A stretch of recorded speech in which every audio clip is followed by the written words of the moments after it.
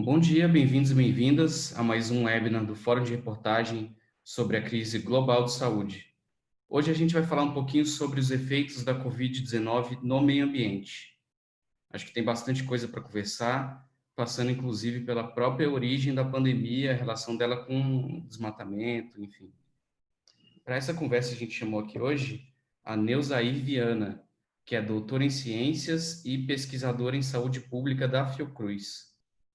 Doutora, primeiro eu queria agradecer a atenção pelo seu tempo aí, por topar conversar com a gente. Bom dia Alexandre, bom dia a todos que nos acompanham. Eu gostaria de agradecer imensamente esse convite, Alexandre. Para nós é um prazer enorme, né, nós cientistas, poder falar um pouco sobre as evidências, né, trazer esse tema que é tão caro, que é a questão ambiental, essa degradação ambiental. Apesar da gente estar aí nessa pandemia por um agente infeccioso, tem várias questões ambientais que a gente precisa também conversar e buscar soluções. Bom, deixa eu só falar aqui que quem estiver assistindo, por favor, fique à vontade para fazer perguntas, tanto no Zoom quanto no Facebook. E avisar também que o vídeo está sendo transmitido ao vivo e vai ser gravado. Vai ficar disponível tanto no Facebook quanto no YouTube depois. E a gente também vai fazer um resumo por escrito de tudo que for conversado por aqui. Então, doutora, acho que primeiro, se você puder falar um pouquinho de você, um pouquinho do seu trabalho e qual a relação dele com a Covid-19, antes da gente começar exatamente nas questões sobre o meio ambiente. Sim, Alexandre. Eu sou pesquisadora em saúde pública da Fiocruz, Bahia. Né? Basicamente, meu trabalho ele está relacionado com poluição do ar e mudanças climáticas. Né? A gente vem estudando, desenvolvendo várias abordagens em Salvador, trazendo a ciência no contexto da ação. Eu também tenho uma atuação no município de Salvador, né, como fiscal, e atuo diretamente na pasta de cidade sustentável, né, na Secretaria de Sustentabilidade, Inovação e Resiliência de Salvador. Então, eu represento Salvador na Rede Internacional de Qualidade do Ar, no programa do C40, né, que é um Compact of Mayors, né, é uma instituição que apoia prefeitos a adotar ações de mitigação e adaptação para mudanças climáticas. Então, a gente trabalha com essa agenda intersetorial, né, envolvendo stakeholders e tentando trazer evidências científicas, né, para essa questão ambiental. E a relação com a pandemia, né, a gente traz exatamente esses pontos de alerta, né, e pensando nesses aspectos. Entendi. Então, vamos começar pelo começo. Então, qual que é a relação da degradação do meio ambiente, do desmatamento, com a Covid-19, com a origem da pandemia? Né? Acho que não só da Covid-19, né? Muitos pesquisadores especialistas ligam origens de pandemias à degradação do meio ambiente. Queria que você falasse um pouquinho disso para a gente.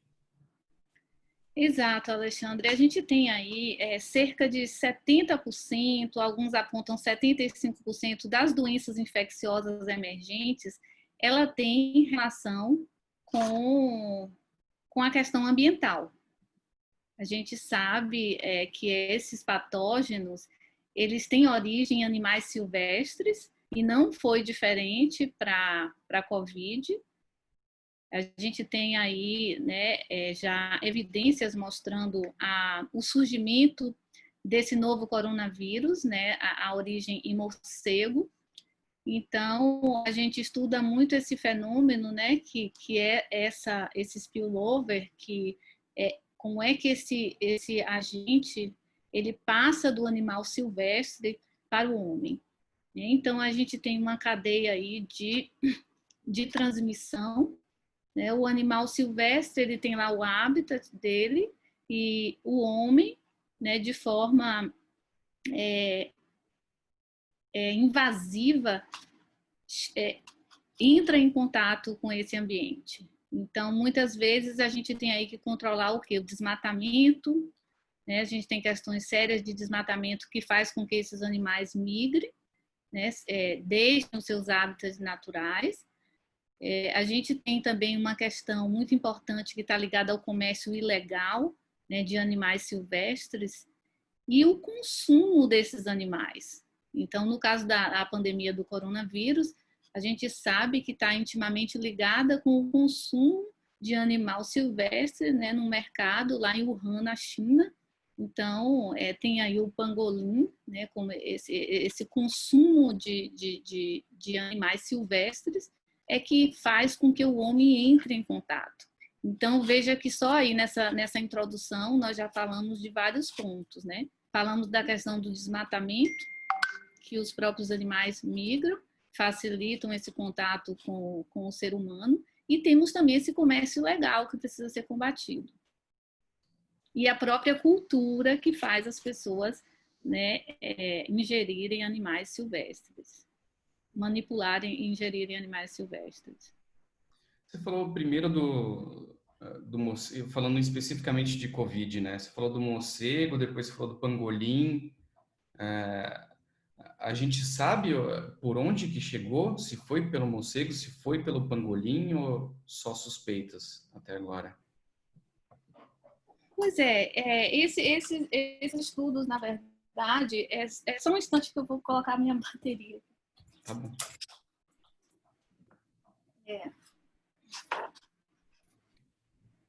Existem, né, existem hipóteses, na verdade, né? E existem hipóteses do surgimento desse coronavírus. Então, essas hipóteses afirmam para o hospedeiro, o morcego, né, e a transmissão a partir desses animais silvestres, porque foi lá que surgiu os primeiros casos. Então, a evidência aponta para o surgimento desses primeiros casos que foram detectados lá naquela região. Entendi. E em termos de efeitos negativos da pandemia no meio ambiente, do que a gente pode falar? O que a gente pode esperar depois que passar a pandemia? Que efeitos que a gente pode esperar?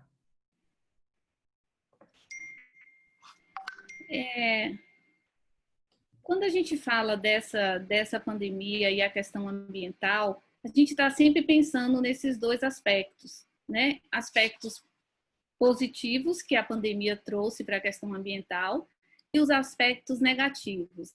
Então, como aspectos positivos, a gente tem, por exemplo, o aumento da qualidade do ar, né, que foi observado em várias regiões do planeta, a partir desse momento de lockdown, né, do momento que toda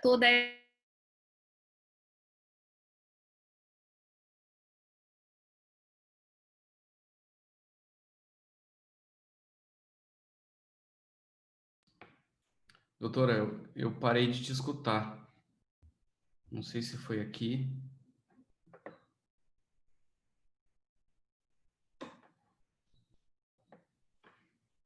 Eu não estou te ouvindo mais. Será que há algum problema aqui? Deixa eu dar uma olhada nas configurações. Porque você não está muda, né? Você não mutou o seu computador. Oi, Alexandre. Oi, voltei a te Caiu a ouvir. ligação? Não sei, você ficou muda e depois sumiu, mas agora parece que está tudo certo. Eu estava falando da qualidade do ar, você ouviu até aí? Isso, até aí eu ouvi. Ah, tá. Então, além da qualidade do ar, a gente teve redução de ruído também, da poluição, que isso também traz impacto na saúde. O ruído tem impactado como disruptor, inclusive, endócrino também. A gente teve como impacto positivo diminuição do desperdício de alimentos domésticos, que é outro ponto que tem sido amplamente debatido. A diminuição do consumo de energia e as emissões de gases de efeito estufa de uma forma geral, né, por conta desse bloqueio mesmo na economia. Diminuição global do comércio de animais silvestres, isso também é um ponto positivo, né, que veio a partir desse momento. A diminuição de desmatamento é algo que a gente ainda não pode falar que já está sendo visto como um impacto positivo, mas eu acho que pensar nesse tema e trazer isso, né, de uma forma mais contundente já vai impactar futuramente. Mas com aspectos negativos, o que a gente pode trazer, né? Principalmente... Deixa eu só, desculpa te interromper, eu só queria, só para a gente falar um pouco ainda dos efeitos positivos. Tudo isso que você mencionou é temporário, né? Duração, são consequências do isolamento, da diminuição de atividade econômica. Acho que à medida em que as atividades forem retomadas, essas consequências tendem a desaparecer, ou não? Alguma delas pode ser que seja permanente. Exato. Você toca num ponto muito importante, porque o que a pandemia trouxe de positivo, mostrar para a gente que isso é possível a partir de tomada de decisão, né? A partir do momento que se toma decisão para frear esse movimento, isso é possível, né, de ocorrer. Então, o que a gente considera como positivo, claro que isso foi muito temporário, né? Isso foi apenas naquele momento, porque a emissão de poluição é algo muito dinâmico, né? Então, esse período a gente tem aí um registro importante. Mas o que a gente considera mais positivo é mostrar que é possível mudar atitudes, né, tanto de política pública como atitudes individuais. E a gente mostra que é possível frear essa contaminação no planeta. Mas será que dá para fazer isso sem reduzir a atividade econômica do jeito que a gente fez por causa da pandemia? Olha só, isso aí a gente, né, um ponto que a gente pode até estar adiantando aqui na nossa conversa, mas eu acho muito importante falar sobre isso, porque a gente teve aí está ainda dentro de uma crise sanitária que entrou numa crise econômica muito importante, né? Tanto que a flexibilização ela ocorreu muito mais em função do controle da pandemia, né? Não, muito mais em função da necessidade de controlar a crise econômica do que o controle da própria pandemia. Então, nós sabemos que todas essas duas crises trazem impactos importantes, né? Então, pensando nisso, existe um movimento, né, por exemplo, a gente falando aqui na perspectiva do ponto de vista de saúde, existe um movimento de profissionais de saúde pensando nessa recuperação saudável. Então, é um movimento que é internacional, tá? Chamado Health Recovery, e esse grupo foi mais de 3.500 profissionais de saúde que assinaram a carta, mais de 4.000 instituições, mais de 4.500 instituições, que corresponde num total de 40 milhões de profissionais que estão indignados e preocupados com em trazer sugestões para os governos para que eles adotem medidas de controle ambiental. Então, nessa carta, esses profissionais, eles encaminharam essa carta aos líderes do G20 e essa carta traz aspectos importantes de substituição de tecnologias. Então, a gente tem que pensar agora, Alexandre, a gente sabe que não pode voltar para o mundo das cavernas. Nós dependemos de tecnologia. Se a gente tem uma expectativa de vida hoje mais alta, é justamente porque existe tecnologias, existe tratamento, existe diagnóstico, né? Tudo isso depende de desenvolvimento. E, né, só para falar na área médica, fora, né, todas as outras áreas. Então, o que a gente está falando agora é da possibilidade de se substituir determinados processos, né? Por exemplo, essa carta ela traz sugestão para substituir matriz energética, adotar, né, uma política que tenha um investimento maior em energias mais limpas, né? A gente fala na questão de gerenciamento mesmo de resíduos, na questão de uma alimentação saudável, porque o ato de, né, comer é também um ato político, e a forma como você se alimenta impacta muito no planeta, mas isso também depende de decisões de políticas públicas, tá? Então, essa carta endereçada aos líderes do G20, ela fala em questões que a gente precisa pensar em inovar em produtos, inovar em tecnologias, né? Inovar na forma como a gente consome, reduzir consumo. Inclusive, se a gente vai e volta para a questão dos ODS também, a gente tem aí as metas, né, da ONU, propostas pelos Objetivos de Desenvolvimento Sustentável, onde a gente tem que adotar, né, diversos parâmetros para que a gente consiga diminuir as desigualdades e que possa garantir uma vida mais saudável no planeta, né? E todas elas perpassam por cidades sustentáveis e saudáveis, né? Pela questão de preservação dos oceanos, recursos naturais, enfim, a gente tem aí inclusive de consumo sustentável. Os ODS também falam em consumo sustentável. Então, uma série de fatores aí.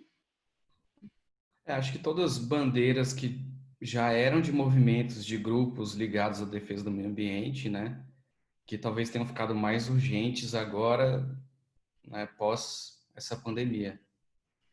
Exato. Então, no início dessa pandemia, a gente teve uma publicação interessante no New England, que é né, uma das revistas médicas mais importantes, falando de lições aprendidas com as antigas pandemias, né, e o que a gente vai aprender com essa. Então, ele faz uma analogia, inclusive, com a caixa de Pandora, né, onde a gente é constantemente avisado sobre os riscos e, na verdade, a gente acaba mexendo onde não deveria mexer. Então, a gente tem que pensar muito sobre isso, né? De fato, o que a gente pode controlar e o que a gente pode pensar para evitar, inclusive, futuras pandemias, porque não vai certamente ficar só nessa, né? Então, é uma reflexão muito ampla. Sim. E, doutora, a gente falou aqui um pouco das consequências positivas, mesmo que temporárias, né, da Covid no meio ambiente, mas e dos efeitos negativos, né? Eu tenho visto alguns pesquisadores, inclusive, usarem o termo pandemia de plástico por conta do aumento de uso de descartáveis, enfim, que consequências negativas que a gente pode ter, tanto a curto quanto a longo prazo, por causa da pandemia de Covid-19. Sim, essa é um dos grandes, né? Esse é um dos grandes impactos e essa é uma das grandes preocupações, porque dos impactos negativos que eu iria mencionar, um deles é o aumento do lixo hospitalar, né? Que a gente pode detalhar um pouquinho mais sobre isso, mas além desse tem impactos negativos também para a diminuição da qualidade do ar interno, né? Onde há as pessoas se concentram mais, né, em casa e em locais onde depende de aquecimento e acaba também impactando de uma forma muito maior. Essa diminuição da reciclagem de resíduos com aumento de incineração e aterro é também uma questão preocupante. Imagine você, Alexandre, que se a gente pensar, né, em toda essa emissão de descartáveis nesse período da pandemia, isso aumentou de uma forma, né, numa ordem que chegou, por exemplo, em alguns lugares, na ordem de 4 vezes mais o impacto, né, na produção desses resíduos. Então, imagine você que uma cidade tem uma estrutura para atender, né, uma determinada quantidade de tratamento e destinação final daqueles resíduos, e de repente isso passa a números, né, 3, 4 vezes maior. Então, há uma grande preocupação. Muitas vezes as pessoas pensam que essa preocupação está ligada com a questão dos macroplásticos, que é esse que a gente vê nas matérias de jornal, né, onde a gente vê os animais sufocados porque ingeriram aquele material plástico, enfim. Mas a grande preocupação da ciência médica está relacionado com a questão dos microplásticos. Então, todos esses plásticos, por exemplo, as máscaras, elas são fabricadas com nanofibras, né? São polímeros sintéticos e que ali tem várias camadas. Né? Por exemplo, uma máscara cirúrgica simples, ela tem 3 camadas dessas fibras, né? Sintéticas, e ali uma série de materiais químicos que eles acabam dispersando no meio ambiente, né? E entrando numa cadeia trófica em vários níveis. Então, esses microplásticos, por exemplo, eles contaminam águas, eles contaminam oceanos, a própria absorção pelos animais, e o homem depois ingere esse alimento, né? Ele vai ter contato com esses microplásticos, com essas substâncias. Então, tem vários estudos, várias evidências mostrando como que esses microplásticos vão impactar na saúde das pessoas. Por exemplo, a gente tem estudos importantes mostrando o microplástico como um disruptor endócrino, ou seja, ele vai alterar o metabolismo, né? Por exemplo, ligado à saúde reprodutiva, tanto em ovários como diminuição da fertilidade no homem. Então, outros estudos, inclusive, já têm demonstrado quanto a poluição afeta a fertilidade, por exemplo. Mas no caso dos microplásticos, eles são indutores, né, são disruptores endócrinos e vai alterar metabolismo no corpo. Então, veja que esses microplásticos, muitas vezes até, por exemplo, o contato com a água em contato com o plástico, né? Ali já vai liberar substâncias tóxicas que você vai ingerir. Né? Se essa água fica no sol, por exemplo, se esse plástico fica no sol, ali ele já começa a liberar essas substâncias. E aí, quando a gente fala de resíduos nessa pandemia, a gente está falando, né, que esses resíduos eles estão sendo gerados em grande quantidade e a gente tem que pensar como vai ser, qual o destino final desses resíduos? Eles vão ser incinerados? O que vai acontecer com eles? E a incineração, será que é uma coisa boa? E aí a gente sabe que incineração também gera muita poluição. Sim. E essa poluição depois, né, retorna, né, num impacto maior.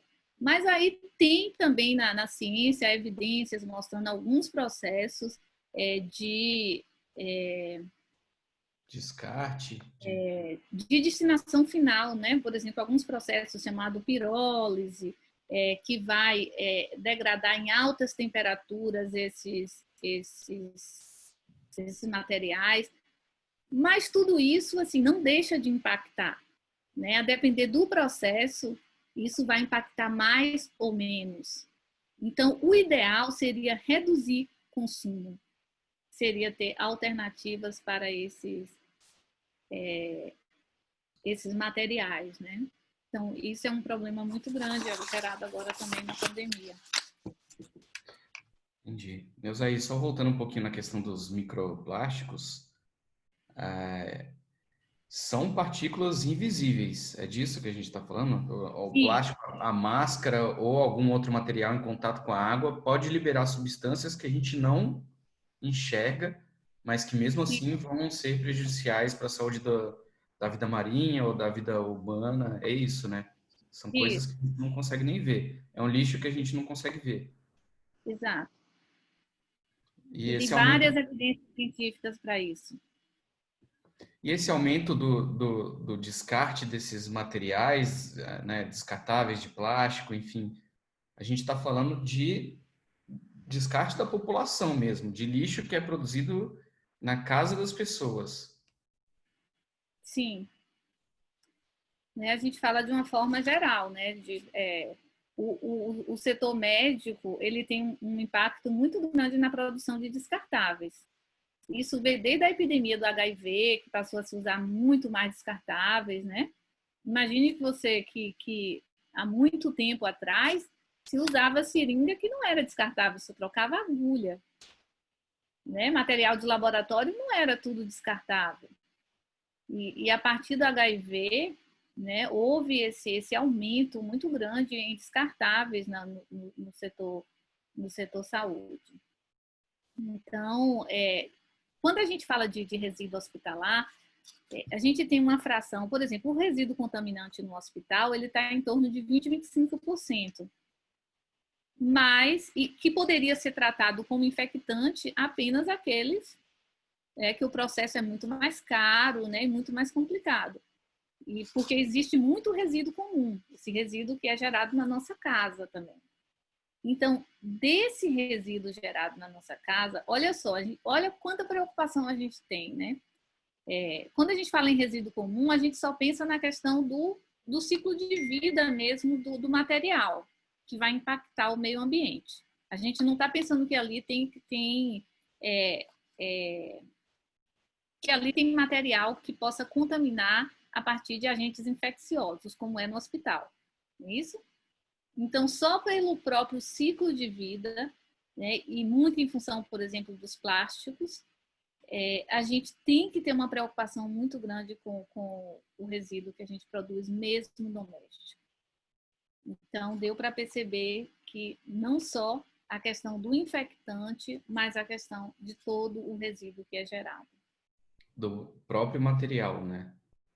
Sim. E agora, se eu quiser descartar uma máscara, eu preciso fazer alguma coisa especial para ele não, para esse produto não parar no oceano ou não poluir o meio ambiente? Tem algum jeito de evitar isso? Pois é, assim, cada local tem o seu sistema de coleta, né? Então, tem o seu sistema de coleta. Por enquanto, o resíduo doméstico, ele né, é a recomendação para você separar e tem uma empresa responsável que vai dar o destino final para aquele resíduo. Então, não fica, isso aí é de uma responsabilidade pública. Não fica muito no poder do, do indivíduo, tá? Mas o que o indivíduo pode fazer é minimizar a produção desse resíduo. Então, por exemplo, a máscara hoje, a máscara de tecido, ela já é recomendada. Então, é possível de você impactar menos a partir do uso da máscara de tecido. Então, você usou, lavou, né? Usou, lavou. Então, isso aí você já está deixando de impactar o planeta. Muitos estudos dizem que as máscaras mais eficazes são a máscara de tecido mesmo, normal, ou a máscara cirúrgica descartável, né? Eu acho que o interessante é que a gente nunca vê a questão, ou vê poucas vezes, pelo menos, a questão ambiental levando em conta na hora de se sugerir o uso desses materiais, né? Porque se a máscara de tecido é tão eficaz quanto a máscara cirúrgica descartável, ela devia ser incentivada e não colocada lado a lado, né? Se tem esse impacto enorme tanto no descarte quanto, enfim. na geração de resíduo de material descartável. Pois é, esse é um ponto importante que a gente deve conversar, né? Porque, assim, máscaras é um mundo aqui também que a gente poderia trazer um webinar para falar sobre máscaras. A gente tem as máscaras, na verdade, que tem uma capacidade de filtrar, né, em quase 100% os vírus, né, que são estruturas nanométricas. Então, existe um tipo de máscara específico que é a N95, que são as máscaras utilizadas dentro de hospital. Aquela máscara cirúrgica que é usada no hospital, né, que a maioria utilizava, o dentista utilizava, médicos muitas vezes, aquela máscara ela não tem capacidade de reter essas partículas nanométricas, tá certo? Então, na verdade, ela retém ali as gotículas, né? As gotículas, e aí dentro dessas gotículas você acaba reduzindo a transmissão, mas você não pode garantir que ali não há transmissão, porque existem poros, mas já se mostrou que as máscaras de tecidos, elas são, em comparação com a máscara cirúrgica, ela tem uma eficácia muito boa. Não comparado à N95, tá? Então, são duas coisas. Mas essas máscaras cirúrgicas que se utiliza, né, eu diria que a máscara de pano é muito bem recomendada e, além de tudo, ainda vai impactar menos no planeta. E isso seria uma campanha que deveria, né, ser feita. Sim. Vou fazer uma pergunta aqui do Daniel. Ele está perguntando como sabemos se os resíduos hospitalares estão sendo descartados corretamente. Existe órgão do governo ou instituição que fiscaliza esse processo? Olha, isso também depende de cidade para cidade, né? Existe uma política nacional de resíduos desde 2014 no Brasil. Nessa política nacional de resíduos obriga os municípios a terem um destino, né, adequado para os seus resíduos de forma geral. Só que os resíduos hospitalares, eles são regidos por uma norma específica, tá? E nessa norma específica, cada estabelecimento que gera resíduo de serviço de saúde, ele tem uma responsabilidade, ele é corresponsável no destino final desses resíduos. Então, normalmente, as cidades de maior porte, ela tem empresas que são responsáveis, né, para esse destino final. Tá? Então, a vigilância sanitária exige isso dos estabelecimentos, exige um plano de gerenciamento de resíduos, onde ela tem que demonstrar que existe um contrato firmado com a empresa que possa dar um destino final adequado. Então, isso, né, o cidadão, ele pode buscar tanto no setor de vigilância sanitária do seu município, como também na própria empresa, onde ele, né, por acaso, ele tenha, né, ele tenha interesse, né, em conhecer. Assim, é direito do cidadão saber, porque uma coisa que a gente tem que internalizar é que se aquele dano que eu estou provocando vai impactar a saúde do outro, então isso é uma responsabilidade coletiva, tá? Então, uma empresa que impacta no meio ambiente, uma empresa que está produzindo resíduos e está impactando na vida de outras pessoas que nada tem a ver com aquilo, ela tem que compartilhar, né, toda a informação. Então, é direito do cidadão saber sobre esses aspectos, mas isso vai depender da estrutura que você tem na sua cidade. Sim. E deixa eu encaixar uma pergunta aqui da Roxana, que eu acho que tem tudo a ver com isso que a gente está falando. Ela pergunta qual seria uma mensagem específica para os médicos que nem sempre podem reduzir o consumo de descartáveis. Como é que eles podem colaborar com isso que a gente está falando, né? Com a redução de produção de resíduos, sendo que eles são obrigados a usar descartáveis o tempo todo, né? Pergunta Sim. difícil. Olha só, a gente tem, né, questões aí que realmente são, né, assim, não teria como substituir materiais descartáveis. Mas existe uma iniciativa que é chamada Iniciativa de Saúde Sem Danos, que é uma iniciativa da Organização Mundial de Saúde, que criou um programa chamado Hospitais Verdes e Saudáveis. Esse programa, ele tem políticas, né? Ele adota políticas específicas na redução do impacto de todos os produtos que são gerados ali. Desde o que ele está utilizando como matriz energética, como que ele vai, né, otimizar o consumo de energia, como a questão dos resíduos, principalmente a gente tem também muitos resíduos químicos. Quando a gente fala assim de resíduo médico, a gente pensa logo em avental, máscara e lençol, né? Aquela coisa que chama a atenção. Mas tem muitos resíduos químicos envolvidos no processo de cuidado à saúde. São muitas substâncias, né?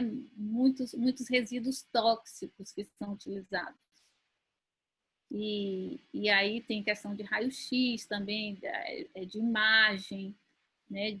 de clínicas de imagem. Então, para tudo isso, existe forma de minimizar, tá? E ter um gerenciamento mais adequado dessas questões. Uma coisa que a gente tem que lembrar é que risco é uma probabilidade, né? O perigo, ele existe. Por exemplo, a gente pode ir para uma situação simples. O gás de cozinha é algo perigoso em casa. Mas a gente gerenciando corretamente, né? Se você liga o gás, você acende, queima e não vai ter problema nenhum. Mas se você abre o gás de cozinha, deixa o gás aberto, ele vai provocar danos na saúde. Mas a gente voltando para a questão específica da pergunta, o que a gente poderia falar para um profissional de saúde? Então, veja que são questões que o profissional de saúde, primeiro, ele precisa se conscientizar do impacto ambiental que ele causa.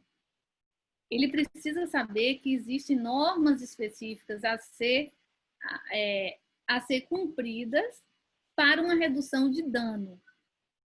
Né? Saúde sem dano. A gente vai cuidar da saúde, a gente não pode provocar mais dano. Nem a saúde do outro, nem a saúde do planeta. Então, há formas de gerenciar e minimizar esses riscos, tá? A gente não pode eliminar completamente. Mas há forma, sim, de gerenciar.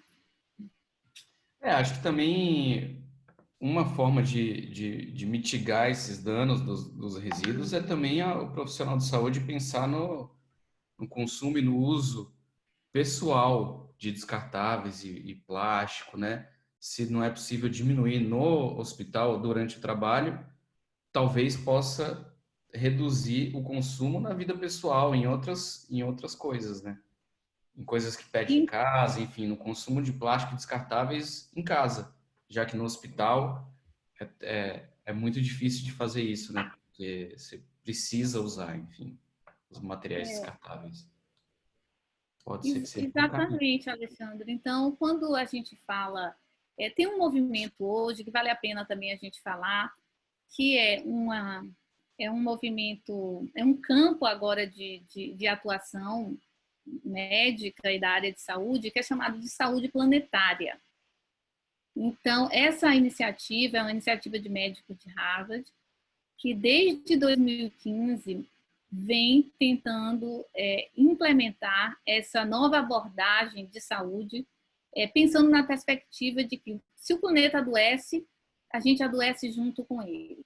Então, conversar com médicos, trabalhar com esses profissionais que cuidam diretamente, né, da vida das pessoas, como que eles podem não só fazer recomendações específicas de natureza para cuidar da saúde dessas pessoas, mas também prescrever mesmo. A gente fala, por exemplo, nos Estados Unidos, eles já estão prescrevendo doses de natureza para determinados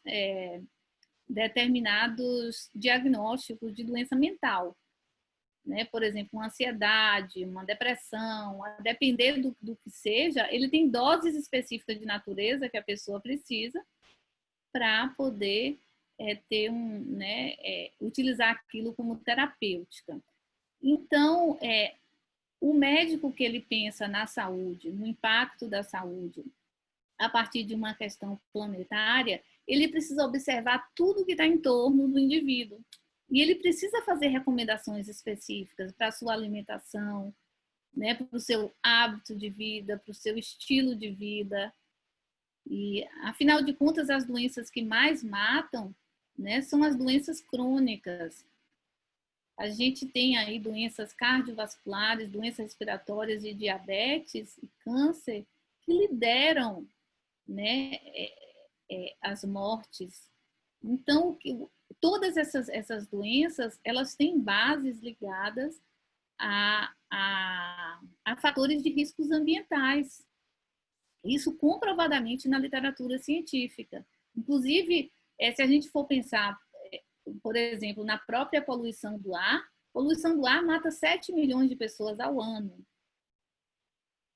Né? Então, e a poluição do ar é gerada não só pelo trânsito, né, pelo tráfego, pelas emissões veiculadas pelas indústrias, mas a poluição do ar é gerada também pelos resíduos, pelo gás metano, né, pelo que você consome. Então, isso gera poluição.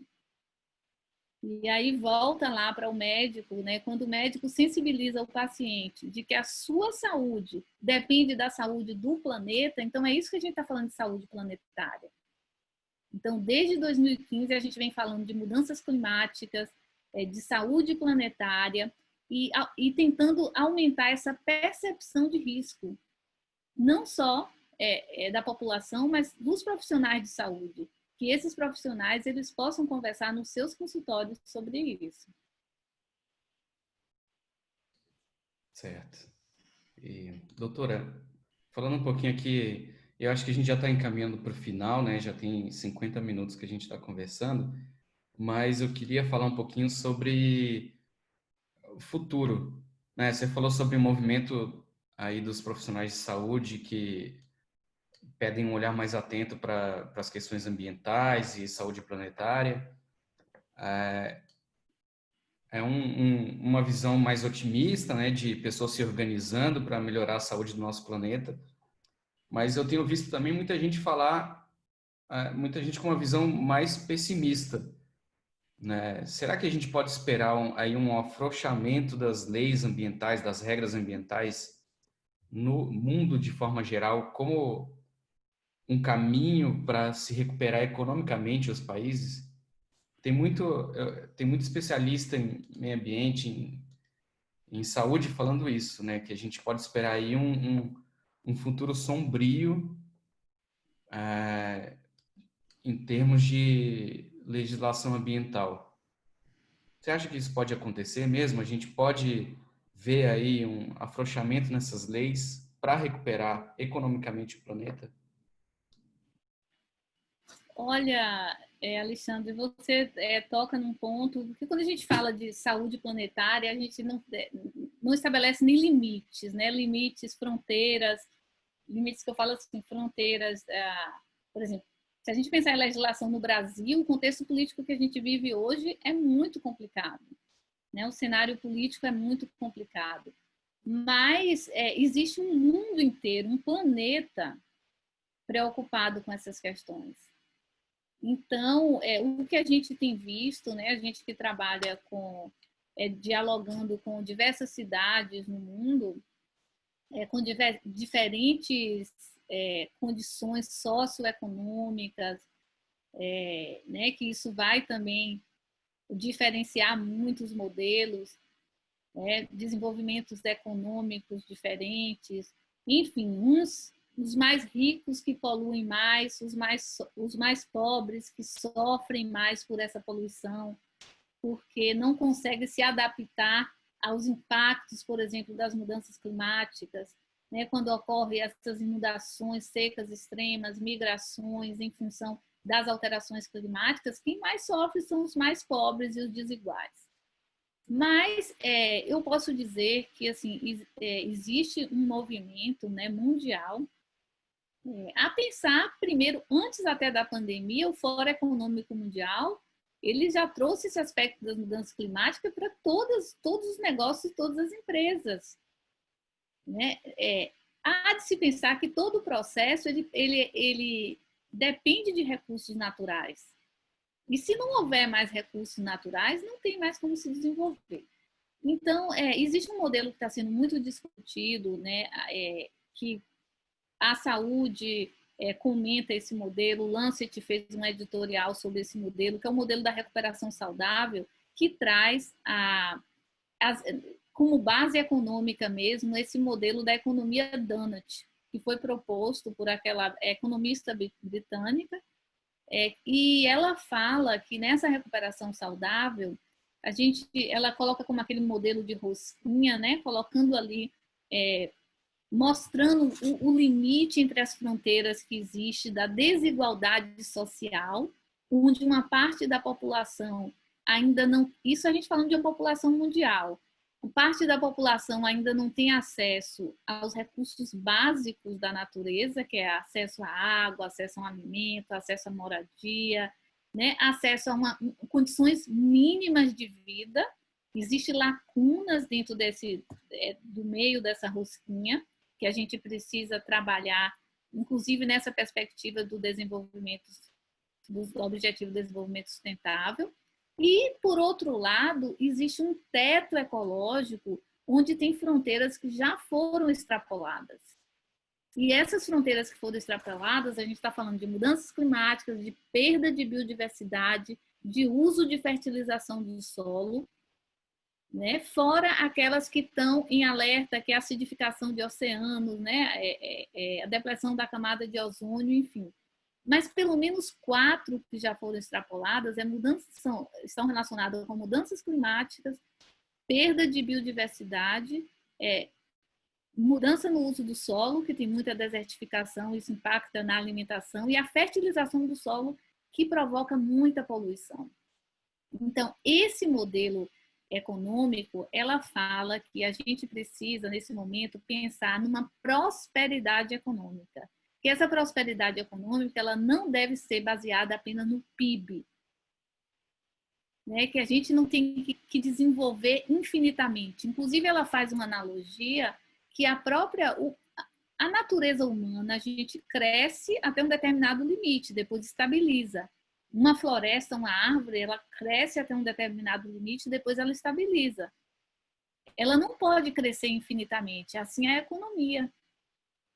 Então, esse desenvolvimento econômico sem fim, que depreda todos os recursos naturais, sem pensar nesse equilíbrio, isso o mundo inteiro está em alerta. Então, eu acho que existe aí um movimento mundial muito forte, que já é um modelo de desenvolvimento econômico, que está sendo, inclusive, implementado pelas cidades. Amsterdã já tem um modelo que está usando como base essa economia Donut, de economia circular. E aí a gente para onde a gente quer, né, que as coisas aconteçam dentro desse aspecto da economia circular. Muita coisa que precisa ser gerenciada, é o consumo que precisa ser controlado. Os recursos naturais, as energias que precisam mudar essa matriz energética, a emissão de combustível fóssil, que emite muito CO2, que está aquecendo o planeta. A gente tem matriz energética limpa. Por que não usar? Por que não usar a energia solar? Por que não usar a energia eólica? Tem impacto? Tem, mas muito menor, infinitamente menor do que a queima de combustíveis fósseis. Então, o que a gente está discutindo na saúde é isso, Alexandre. É que esse impacto de mudanças climáticas, ela tem alterado de forma muito importante a saúde das pessoas, né? Desde um aquecimento ondas de calor que altera saúde cardiovascular, como questões de poluição ou de acesso a alimento, a pobre, um alimento com teor nutritivo mais baixo, em função dessa modificação na natureza, né, da emissão de CO2, que impacta no teor de produção de alimentos. Enfim, e o surgimento de doenças infecciosas emergentes, a gente estava aqui falando de pandemia, e é essa a grande preocupação. O desmatamento ele vai ter mais impacto nesse contato entre animal silvestre e humano. Então, isso é uma possibilidade de surgir muitas outras pandemias, né? Muitos outros vírus que estão ali abrigados e que a gente está mexendo na caixa de Pandora, onde a gente não deveria mexer. Certo. Doutora, deixa eu fazer uma pergunta aqui rapidinho da Roxana de novo. A gente está falando, né, de mudanças em grande escala e como elas podem ser aplicadas para melhorar o meio ambiente de forma geral. Mas a Roxana está perguntando se tem algo específico do tratamento de Covid que possa ser melhorado no Brasil, por exemplo, no uso de gases anestésicos ou spray dos tratamentos, ou no uso de produtos de higiene. Se você conhece algo que pode ser melhorado no tratamento de Covid aqui no Brasil. No tratamento, que ela diz assim, tratamento clínico? Acho que ela está se referindo ao uso de descartáveis, ao uso de sprays poluentes, se tem alguma coisa. Ah, sim, desculpa. Nada, se tem alguma coisa específica que os Medidas hospitais. de contenção da contaminação, né, Uhum. para o coronavírus. Olha só, um dos impactos também que a gente tem preocupado muito é a questão do uso de químicos como descontaminantes, né? Que isso também traz um impacto grande. Então, a recomendação que existe para substâncias químicas que são bactericidas e, no caso, virucidas, né? Que vai matar o vírus, elas têm substâncias que são mais tóxicas que outras. A gente sabe, por exemplo, o hipoclorito é efetivo, eficaz contra o coronavírus. Então, a gente poderia trabalhar com essa recomendação de escolher produtos menos tóxicos do que outros que estão sendo utilizados, como, por exemplo, o peróxido de hidrogênio, que é muito mais tóxico, e é utilizado também, e é recomendado para desinfecção de superfície. Então, aí também é um campo muito importante, que é o gerenciamento dessas substâncias. Muitas vezes a pessoa usa, ela compra ali, quando eu vou no mercado, eu observo lá qual é a composição daquele produto que eles estão oferecendo, né, para utilizar para limpeza. Mas a maioria das pessoas, elas não observam aquele produto é feito à base de quê? Um produto tóxico? Tem produtos que são muito tóxicos para o ser humano e precisa ser usado com cuidado. Tá? Tem produtos que são indicados apenas para a área específica de hospital, onde a gente tem ali um alto teor, né, de contaminação. Então, há uma carga viral muito maior. Então, você vai precisar... E mesmo assim, se for em áreas onde tem berçários, onde tem pessoas mais susceptíveis, você não pode usar. Então, essa toxicologia dos produtos também é algo que precisa ser discutido. E tem muita coisa para a gente conversar sobre isso. Entendi. Doutora, acho que é isso. A gente está aqui passando de 1 hora já de conversa. Acho que a gente passou por muitos pontos. E, bom, espero que tenha sido útil para quem assistiu. E, de novo, agradeço o seu tempo, agradeço a sua atenção e obrigado por topar conversar aqui com a gente. Obrigada, Alexandre, por essa oportunidade. Eu fico muito feliz de estar aqui falando com vocês e trazendo evidências dessas questões ambientais que precisam ser mais debatidas, né, e mais difundidas em termos de conhecimento. Muito obrigada, viu? Estou à disposição. Obrigado você. Só lembrando a todo mundo que vai ficar gravado essa conversa que a gente teve, que a gente vai produzir um resumo por escrito também dos principais pontos. É isso, gente. Obrigado, Neuzaí, obrigado quem assistiu. Tchau, tchau. Obrigada.